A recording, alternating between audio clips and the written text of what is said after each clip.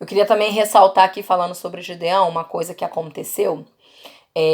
Gideão foi vitorioso, né, com os midianitas. E de repente o povo fala para Gideão assim: Gideão, domina sobre nós, reina sobre nós. E Gideão, ele não aceita. Cresce, né? Acredita que ele não aceitou, porque não foi Deus que fez essa chamada para ele. Deus chamou ele lá malhando trigo para guerrear contra os midianitas, mas Deus não chamou ele para ser rei. E o povo diz: reina sobre nós, Gideão, domina sobre nós, e ele recusa isso. Só que aí ele faz pior, ele não quer ser rei, mas aí ele pega todos os pendentes de ouro do povo. Lembra da história do bezerro de ouro? Então o Gideão vai fazer a mesma coisa. Ele constrói um éfode, que é uma espécie de uma roupa sacerdotal, uma das peças que o sacerdote usava.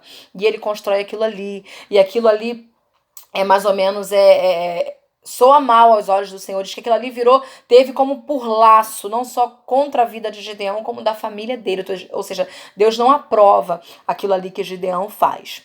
Aí, outra coisa interessante que eu estive estudando. Gideão, ele teve 70 filhos, né? Um dos filhos da concubina vai se chamar Abimeleque. Abimeleque no hebraico significa meu pai é rei. E esse Abimeleque é aquele sanguinário que mata os irmãos todos, lembra? Só fica Jotão, só Jotão sobra, né? Que era o menor, ele se esconde, fica vivo. E Abimeleque comete aquela carnificina no meio dos irmãos, né? Então a gente começa aqui a refletir. Gideão, ele foi bem? Foi. Ele foi vitorioso? Ele foi. Mas ele deu essa leve derrapada, né? Ele tomou um passo errado, que foi fazer algo que Deus não aprovou. Talvez Deus até poderia ter aprovado ele reinar, né? Aí ele vai e coloca o nome desse filho de Abimeleque, significa meu pai é rei. Aí, vamos lá, não seria uma espécie de um atrativo para isso? O nome dele significa meu pai é rei. O pai não quis ser rei e ele lutou para ser rei a qualquer custo, mesmo matando seus próprios irmãos. E ele foi rei. Então, é mais ou menos assim que a gente pode parar para pensar e levar de lição para a nossa vida. Às vezes, os nossos atos, os nossos passos, quando eles estão bem, estão indo bem, nossa família toda vai seguindo, né, as bênçãos até nós. Mas às vezes um ato errado nosso, como foi o de Gideão, né, atrai para as gerações futuras maldição.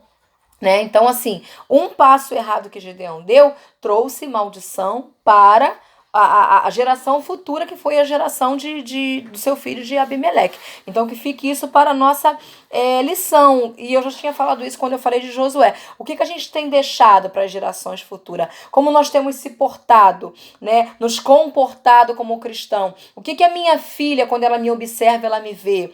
Né? O que o seu irmão, que não é cristão, o seu vizinho, o seu parente, ou os seus pais, ao jovem que não tem pai convertido, como ele observa você? Né? Como ele me observa? O que eu vou deixar para as próximas gerações? Qual o legado? Qual o testemunho que eu tenho dado diante do Senhor? Às vezes a gente vai muito bem na fé, mas às vezes um escorregão, um passo errado, né, atrai uma maldição, quer dizer, algo que aconteceu depois que Gideão morreu, né, mas que pode ter uma influência dentro, talvez, da atitude dele, quer dizer, por qualquer motivo, ou por Deus não ter o chamado, ele recusou ser rei, mas fez pior. Ele recusou ser rei, mas construiu algo que era digno